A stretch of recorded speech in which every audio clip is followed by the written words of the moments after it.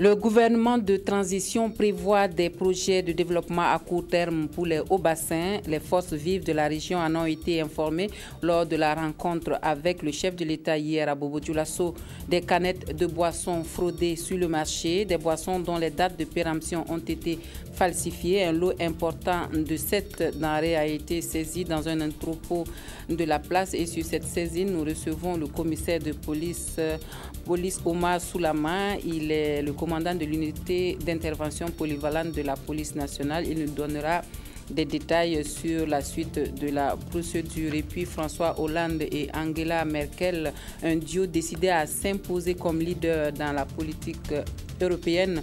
Les dirigeants français et allemands sont d'accord sur bien de points concernant l'Europe. Ce sont les titres qui seront développés pour vous dans ce journal. Bienvenue à tous et merci de suivre le 20h de la télévision du Burkina.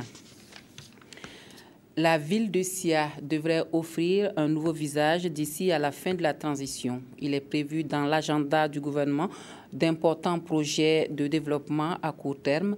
C'est le président du Faso lui-même qui a annoncé ces projets aux forces vives des hauts-bassins hier à Bobo Dioulasso. Nous suivons le compte-rendu de la rencontre entre le chef de l'État, le gouvernement de transition et les différentes couches socio-professionnelles de la région. C'est avec Sanoua Christine Koulibaly.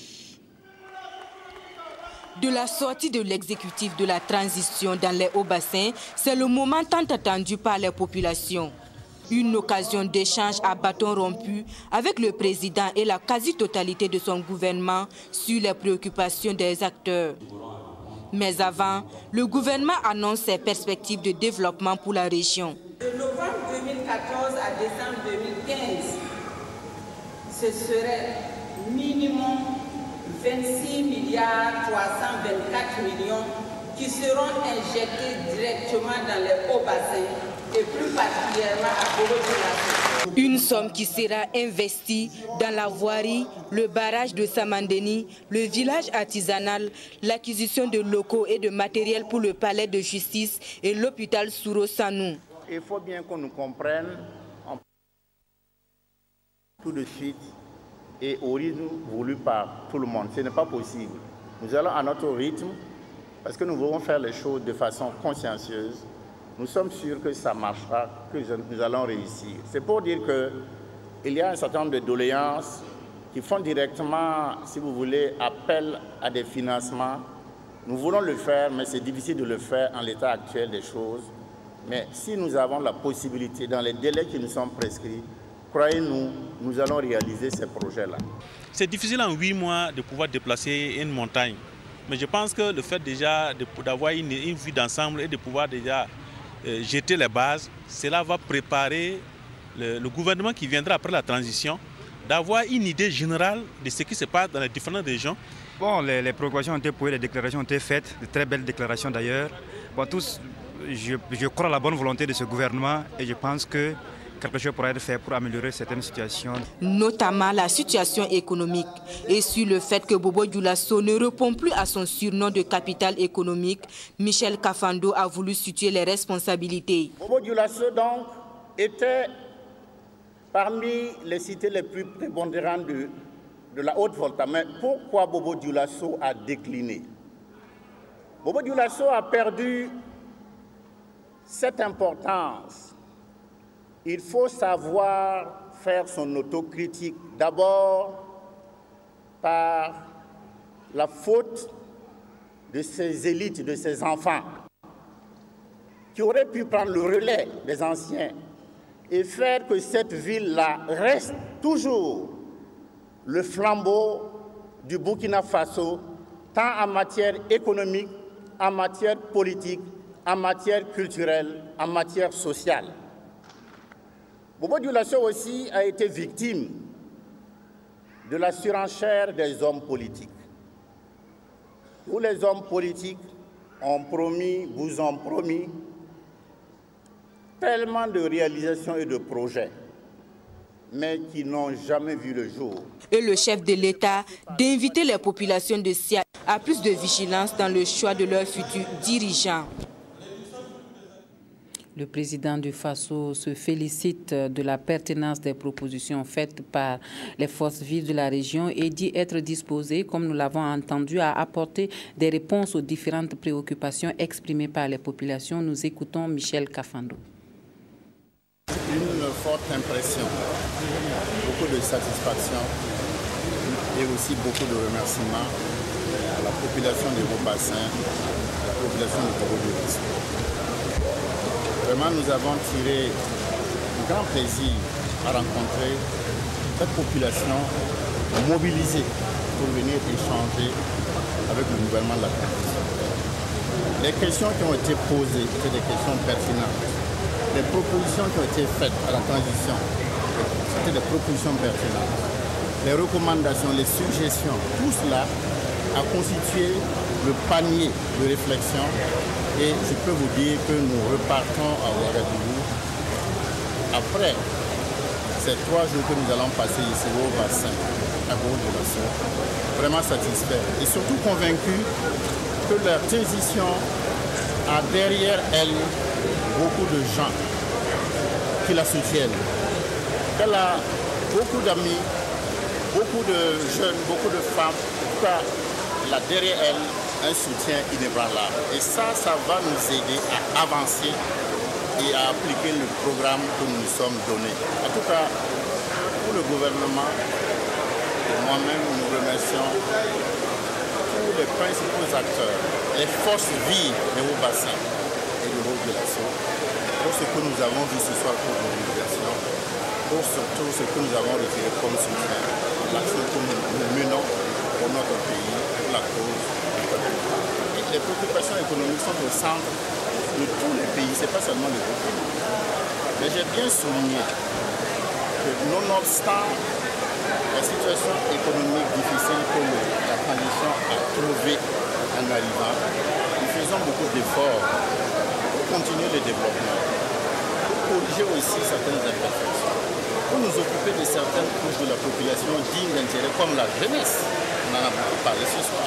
Comme les femmes, on en a beaucoup parlé ce soir. Alors, les préoccupations économiques, c'est clair, elles sont évidentes, mais en tout cas, dans la mesure du possible, il y en a essayé de trouver des solutions à tous ces problèmes. Et parmi les projets annoncés, un village artisanal pour Bobo-Dioulasso, et cela pour valoriser le travail des artisans de SIA. L'infrastructure qui sera érigée à Bindougusso va coûter plus de 7,5 milliards de francs CFA. Et on donne rendez-vous à la fin de l'année pour la fin de la première phase des travaux. C'est le chef du gouvernement qui a posé la première pierre de l'infrastructure hier en présence de Amadou Lougui. On l'appelait le cimetière de Bindougusso. Bientôt, le site de 6 hectares abritera le siège du village artisanal de Bobo-Dioulasso. Résumé dans cette maquette, l'ouvrage comporte à terme des blocs d'ateliers pour les artisans, une boutique d'exposition-vente, une salle polyvalente, une infirmerie, un bâtiment administratif et bien d'autres commodités.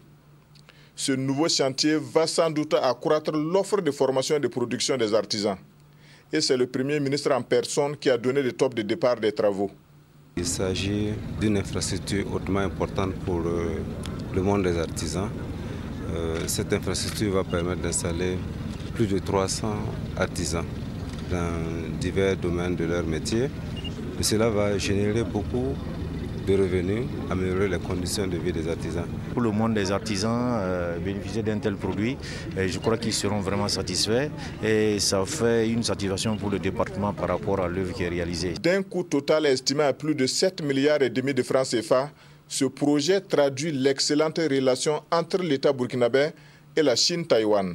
Le budget pour la première partie n'est pas tellement suffisant, mais ça nous permet de réaliser les premières infrastructures. Donc je crois qu'après, pour le montant reste qu'il faut mobiliser, je crois que l'ambassade de la République de Chine, Taïwan, reste toujours à la disposition du gouvernement burkinabé. Nous allons d'abord faire l'aménagement de la plateforme, étant donné que c'est un ancien cimetière et qu'il faut aller jusqu'à une profondeur de près d'1,50 m avec un compactage assez solide pour que les infrastructures puissent avoir une bonne assise. L'issue des travaux de la première phase du projet est prévue en fin 2015 et se lève à plus d'1 milliard de francs CFA.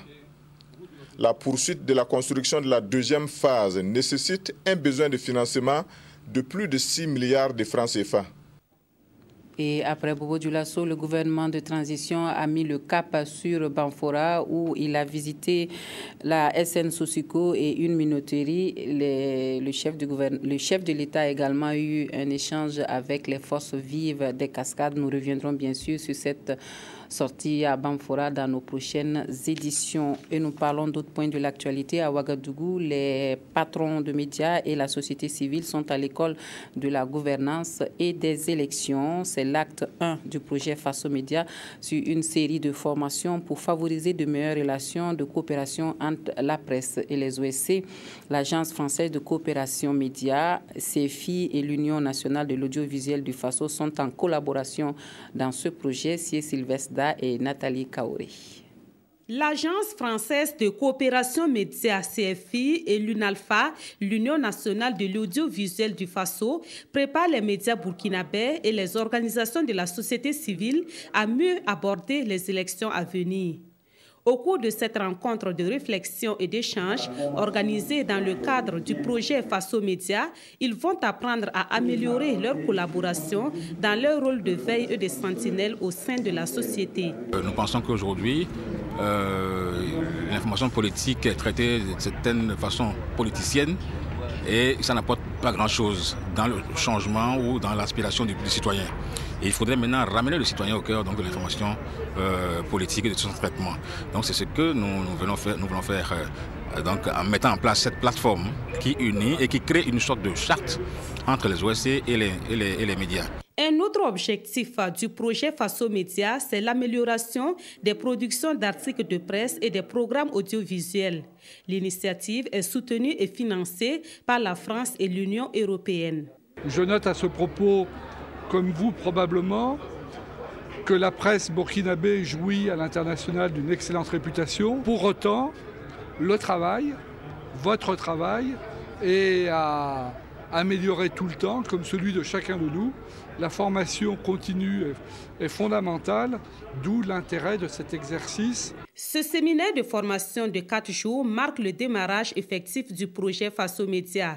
Il est prévu pour durer jusqu'en 2017 avec une soixantaine d'activités prévues à travers le territoire national. Il s'agit essentiellement de sessions de formation au profit des journalistes et des membres des organisations de la société civile. C'était une journée chaude hier à Fadangourma entre jets de pierre et tirs de gaz lacrymogène. Les alentours de la brigade mobile de douane a été le théâtre de manifestations des populations suite au décès d'un jeune fraudeur à l'entrée du village de Natiambouani. Nous suivons Lambert Soma. En tentant de brûler la brigade mobile de douane de Fada, ces jeunes ont voulu protester contre la mort de leur camarade Aruna Sondé. Une mort qui est attribuée à des douaniers selon les manifestants. Si nous on attend que la douane est devant, nous on dévie, nous on ne part pas. Nous on n'a jamais affronté la douane. Maintenant, ils nous laissent, ils se cassent, quand nous on dépasse, ils se lèvent par derrière et puis ils nous coignent, puis nous on manque. Est-ce que ça c'est bon? Ça c'est anormal. Nous on peut pas tuer quelqu'un comme ça. Ils ont laissé l'enfant passer, ils sont venus le coigner et puis il est mort.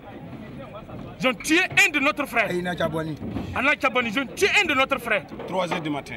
Oui, à 3h du matin. Ça, c'est bon. Face au refus des forces de sécurité de les laisser passer à l'acte, des incidents éclatent. Jets de pierre et de projectiles contre gaz lacrymogène, courses-poursuites ont occupé plusieurs heures durant certaines artères de la ville. Au gouvernorat de Fada, les différents responsables administratifs et sécuritaires sont réunis autour du gouverneur pour trouver des solutions. Séance tenante, un témoin oculaire des faits, selon les premiers responsables, est joint au téléphone. Il nous livre sa version des faits qui est ici traduite. Il s'agit d'un fraudeur qui a quitté Pama en direction de Fada sur une moto de marque Apache.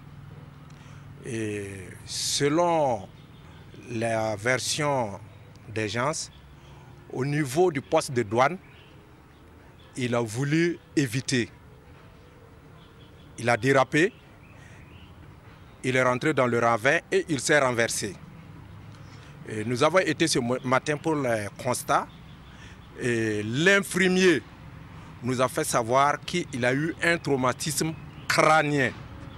Nous avons appris que le gars a été canardé, c'est-à-dire tiré par une arme. Absolument faux. Aucune arme n'a été utilisée contre ce monsieur. Au moment où nous terminions ce reportage, le calme régnait. Le souhait de tous est que la quiétude revienne et que la justice puisse faire son travail. Voilà, on tire l'attention sur les canettes de boissons que vous consommez. Des fraudeurs ont inondé les marchés de ces boissons dont les dates de péremption ont été falsifiées. Une importante saisie a été faite de ces denrées dans un entrepôt de Ouagadougou par la police nationale. Des précisions avec Bouma Ernest Nebié, avec la voix de Olopoda. Ce grand magasin est actuellement placé sous le contrôle de la police.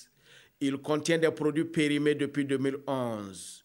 Ici, beaucoup de canettes de boissons sont impropres à la consommation. Selon les enquêtes de la police, le magasin existait il y a longtemps. Ces produits sont importés de l'Europe via le Togo, selon les informations de la police. Malgré la péremption de cette boisson, ce sont des millions de canettes qui sont vendues par jour aux populations de Ouagadougou et du reste du pays. C'est une information qu'on a exploitée et nous avons mis en place un dispositif. Les ouvriers des informations étaient déjà sur place. Ils ont pu donc trouver sous les faits des ouvriers qui étaient en train de travailler, en tout cas à falsifier les dates sur les canettes. Et si vous constatez cet entrepôt-là, c'est pratiquement en tout cas un lot de boissons dont la date est carrément spécifique. Ça va de 2011 à 2014.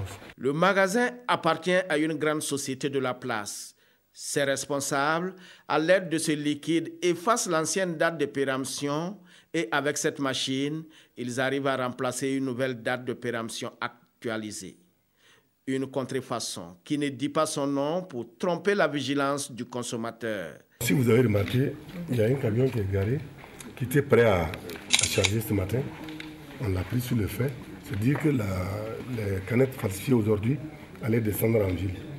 Si chaque jour on amène ne serait-ce qu'un ou deux camions en ville, faites le calcul. Il n'y a pas une idée, mais imaginez que tout ce stock-là était traité, ça va à la consommation.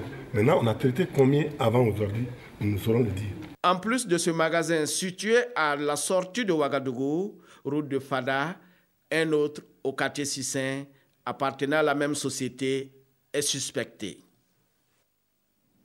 Voilà, et sur les détails de cette saisine, nous recevons le commissaire de police Omar Soulama. Il est le commandant de l'unité d'intervention polyvalente de la police nationale. Bonsoir, commissaire.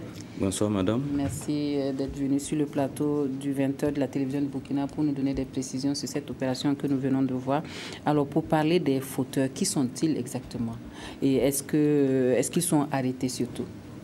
Merci. Et avant de répondre à vos questions, il y a lieu de revenir sur effectivement la saisine.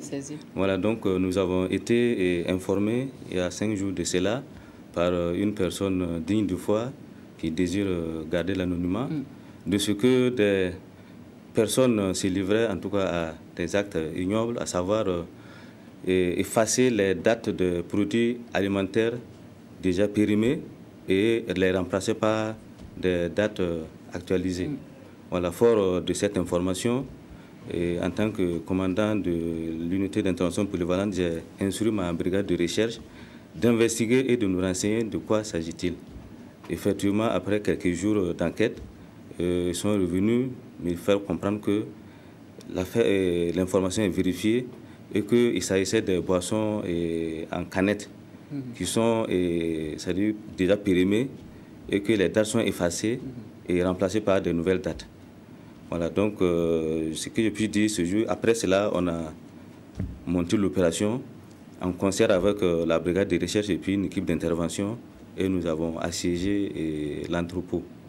Sur place, nous avons trouvé une vingtaine de femmes qui s'affairaient à nettoyer avec un produit spécial les dates déjà périmées.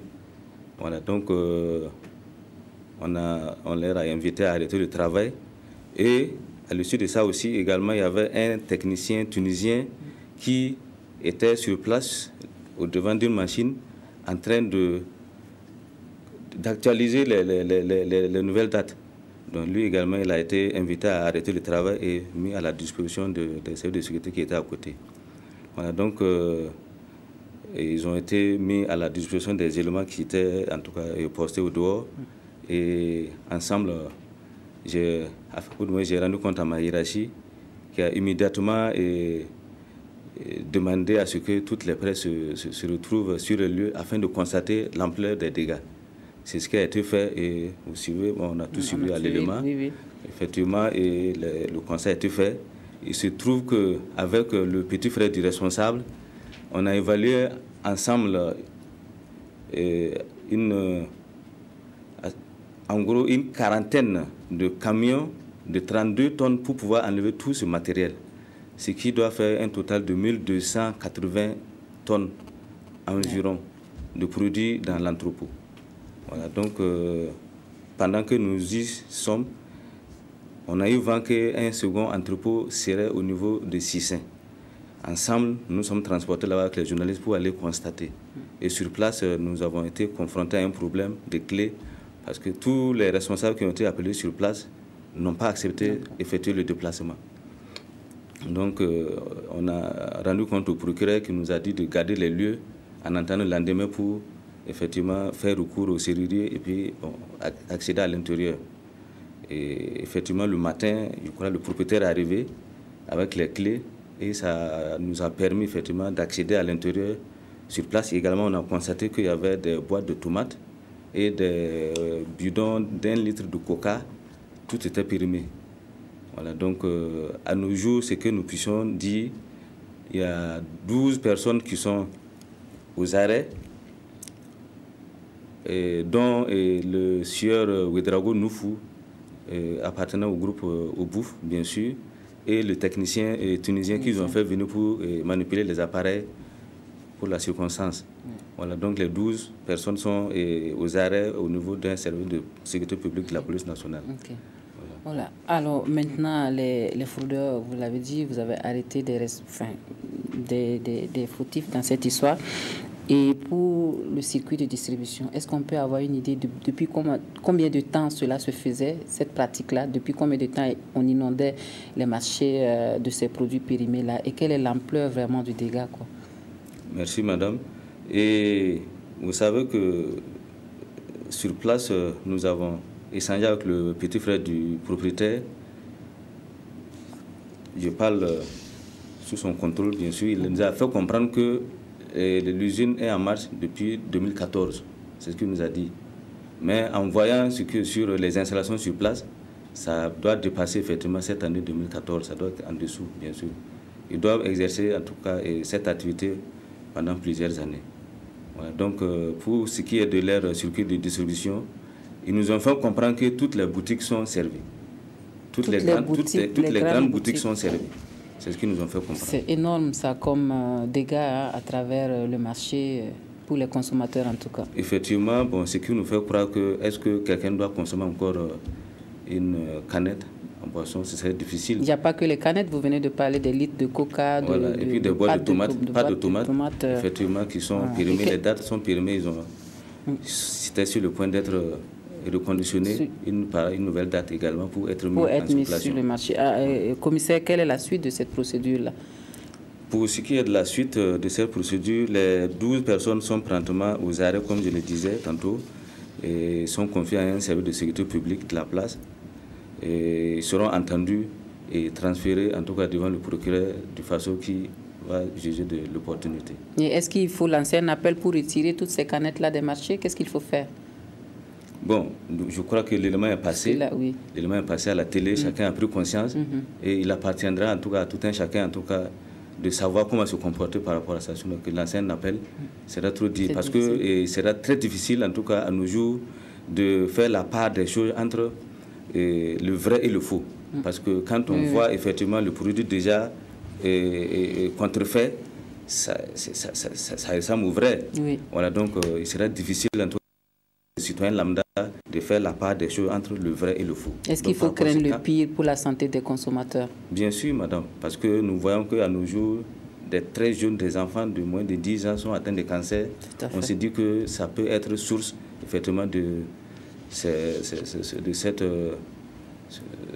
produits avariés. On imagine que dans ces cas-là, les populations qui ont un peu les nerfs à vif peuvent vouloir manifester. Est-ce qu'il y a des dispositions qui sont prises pour calmer les ardeurs des uns et des autres? Merci. D'abord, je profite de votre micro pour remercier d'abord la population qui a accepté effectivement nous donner ces informations. Également, les inviter aussi au calme et à faire confiance à la police nationale qui a déjà le dossier en main, et également la justice, notre justice qui prendra les choses après le déferment de ces éléments au niveau de la justice. Donc je demande aux populations de garder leur calme et faire confiance à la police nationale, voilà, pour que effectivement on puisse trouver une issue en tout cas honorable à ce dossier. Merci. Également, je profite de vous dire que des prélèvements sont faits pour transmettre au niveau des différents laboratoires afin de déterminer si c'est des produits propres à la consommation. Voilà, comme ce qui ne nous appartient pas, bien vrai que la date de péremption est passée, il faut effectivement que des laboratoires, des spécialistes en tout cas, qui vont déterminer si c'est très toxique ou pas, à quoi il faut s'attendre. Donc des prélèvements ont été faits par la police technique et scientifique et d'autres ont été faits par le service régional de la police judiciaire pour être transmis aux différents laboratoires pour être traités. Merci. Voilà. Merci commissaire Soulama d'être venu sur notre plateau pour nous parler de cette saisine-là de boissons, de canettes, de produits, en tout cas des denrées alimentaires périmées que l'on inondait les marchés en prenant le soin de falsifier les dates de péremption, des pratiques qui mettent en tout cas la santé des consommateurs en danger. Merci, commissaire Soulama. Je vous en prie. Merci. Alors, nous allons vous rester avec nous pour la suite de ce journal. Et puis, voilà un exemple de la vigilance des forces de sécurité qui a encore porté du fruit avec cette saisine des produits prohibés. Et le comité de lutte contre la drogue appelle à cette même vigilance pour engranger davantage de résultats en 2015 dans la lutte contre la drogue au Faso. L'Assemblée générale annuelle affiche cette détermination. C'est Sylvestre Da, Wendata, Nathalie Kaori. La 13e session ordinaire de l'Assemblée générale du Comité national de lutte contre la drogue va s'atteler à l'examen du rapport d'activité de l'année écoulée et à la programmation des actions de l'année 2015. Chaque année, nous devons produire un rapport au gouvernement pour lui rendre compte justement de la situation à travers deux volets que sont le trafic illicite des drogues dans notre pays et la consommation. Voilà, ce sont ces deux préoccupations qui vont être partagées en termes de tendance et voir quelles sont les stratégies que nous pouvons bâtir davantage pour mieux lutter contre le phénomène. Au dire du secrétariat permanent du comité, le phénomène de la drogue présente des allures inquiétantes au Burkina Faso. Les frontières poreuses, la faiblesse des moyens des forces de défense et de sécurité font du Burkina Faso du pain béni pour les trafiquants de plus en plus ingénieux. Ces 3 dernières années, les données statistiques des saisies de drogue et des personnes mises en cause sont en croissance exponentielle. On note également une flambée de la consommation des drogues par les jeunes et les scolaires.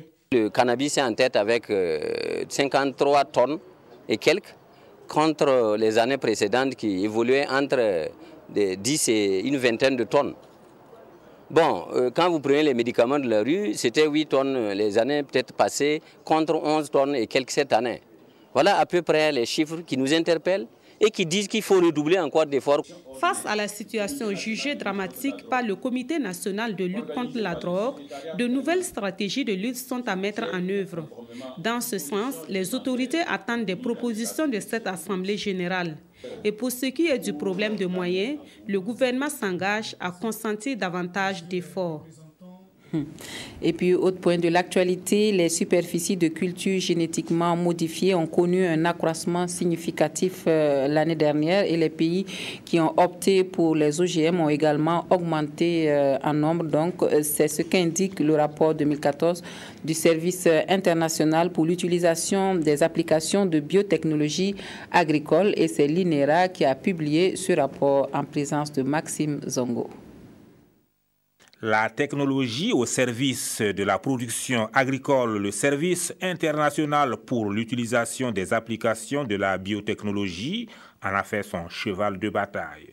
Depuis plus d'une décennie, il diffuse des informations scientifiques pour permettre aux différents États de prendre des décisions dans le domaine en connaissance de cause. L'ISA a remarqué qu'il y a un manque d'informations à ce sujet, ce qui présente des fois, et dans la plupart des cas, des difficultés chez les hommes qui font des décisions, les hommes et femmes dans le monde entier.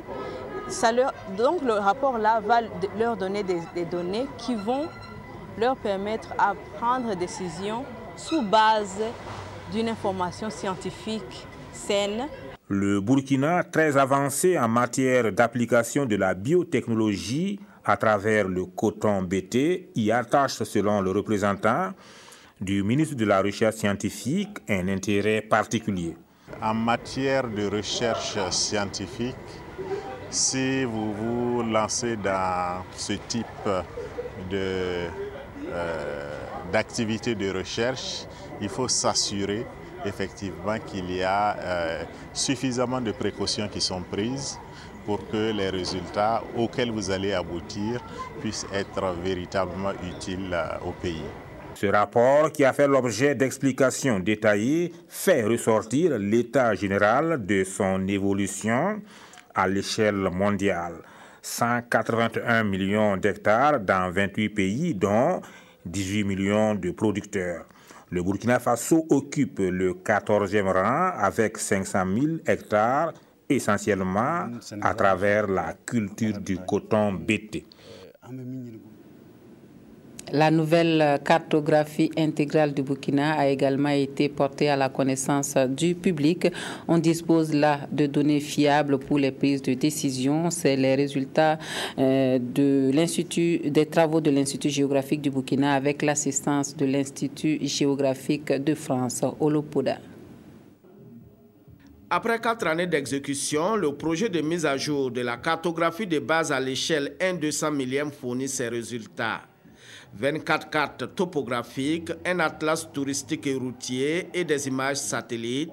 Bref, c'est un ensemble d'outils de description et de connaissance du territoire national qui est offert aux différents acteurs du développement. La force d'une carte topographique, c'est justement l'exhaustivité de la carte. Au regard de son échelle, toutes les entités qui peuvent être représentées sur la carte sont représentées, de telle manière à ce que la carte puisse être utilisée comme fond de carte. En fait, on dit cartographie topographique de base, parce que c'est la base de toutes les autres productions cartographiques. La carte, pour beaucoup de personnes, est seulement du papier.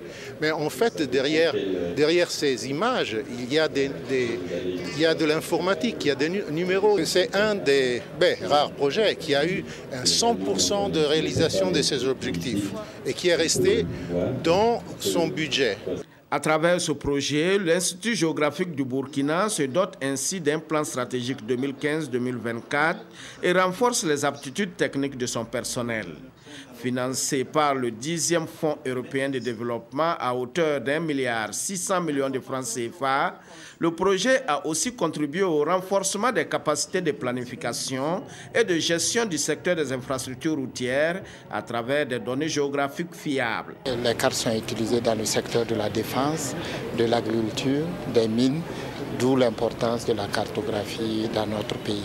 Et c'est pour cette raison que le gouvernement, à travers le ministère des Infrastructures et du Désenclavement, ne cesse de mettre un accent particulier sur la cartographie au niveau de l'Institut géographique du Burkina. Le Burkina Faso dispose ainsi d'une nouvelle couverture cartographique de l'intégralité de son territoire. La mise en place de ce système d'information géographique va favoriser le suivi des aménagements divers, la gestion des ressources naturelles, la sécurisation et la défense du territoire. Et dans l'actualité littéraire, nous parlons de la seconde œuvre de Didier Ouédraogo, gendarme de son État et écrivain par passion. Poubelle dans la ville évoque les questions de prostitution et de délinquance morale.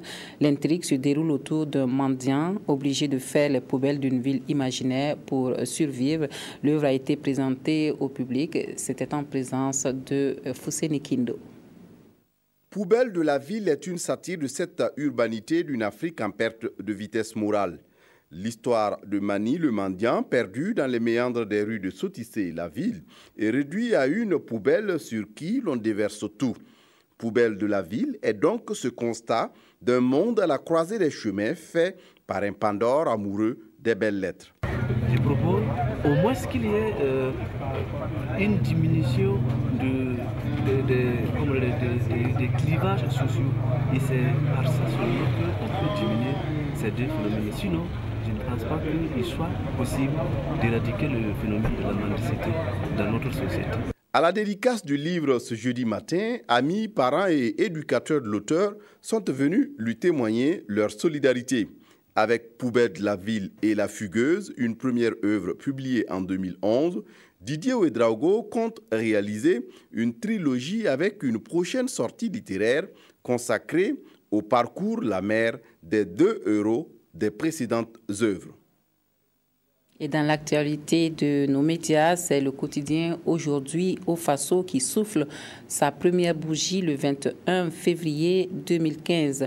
Et pour le directeur de publication de ce journal d'information générale, d'analyse et de débat, le nouveau quotidien qui a été porté sur les fonds baptismaux lors du récent printemps de la presse burkinabé marqué par l'arrivée sur le marché d'une floraison de titres. Ce nouveau quotidien donc continue de conquérir chaque jour des espaces de liberté pour le renforcement de la démocratie au Faso. Dieudonné Zungrana exprime ici sa gratitude à l'ensemble du lectorat du journal pour la marque de confiance durant ce bout de chemin parcouru. Nous l'écoutons.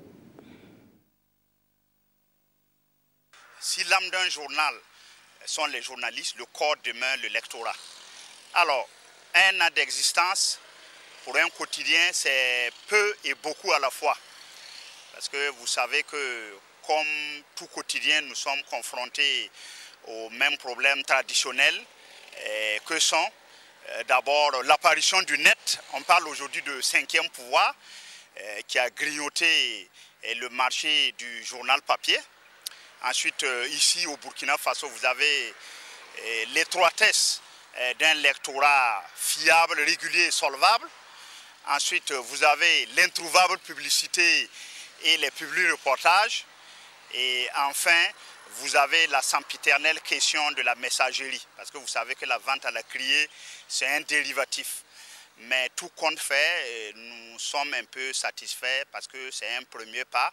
Et nous profitons pour réaffirmer que notre serment que nous avons lancé au numéro 00 avec le lectorat tient toujours, à savoir que nous privilégions l'information juste et nous répétons en chœur avec Hervé Bourges qu'aujourd'hui au Faso n'est ni un griot servile ni un détracteur stérile. Nous demeurons arrimés à une information objective. C'est un défi pour nous à mieux faire tant du forme que du contenu et pour que les lecteurs se massifient davantage. Voilà, bon vent donc à Aujourd'hui au Faso. Et c'est sans transition donc que nous feuilletons pour vous les quotidiens de la place.